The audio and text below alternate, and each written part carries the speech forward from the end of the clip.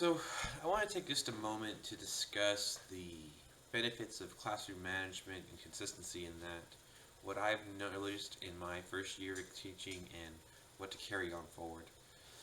Coming into the school year later, I was a replacement for what was a permanent sub, so there was already a certain type of expectation in the classroom that wasn't necessarily what I was looking for.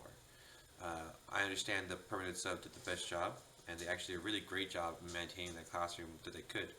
But having the teacher be consistent there is a little different, and those children were not, and learners were not ready for the abrupt shift, I would say, in leadership coming from within the classroom.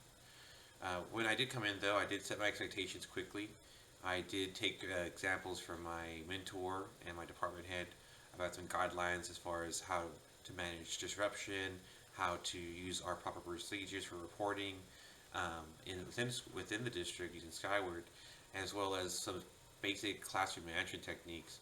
I learned about some very effective ways to help reduce tardiness by using a risk reward system on the cell phone use in classes, as well as granting additional access to 21st century technologies later on as a reward feature to expand learning. So extremely effective. What I've learned, though, that most importantly, no matter how you set up your classroom, whether it's more stricter or a little more laid back, depending on what kind of instructor you are, maybe your environment has to be facilitated for your learners in a special way, which is fine. However that setup is, though, it has to remain the same.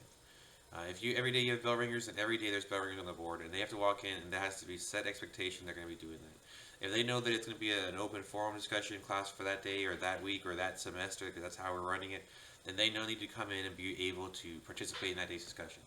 As long as you consistently have that same framework for them, they'll bond to it.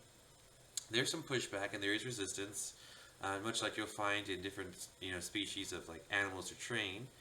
We as humans also have different levels of stubbornness, right?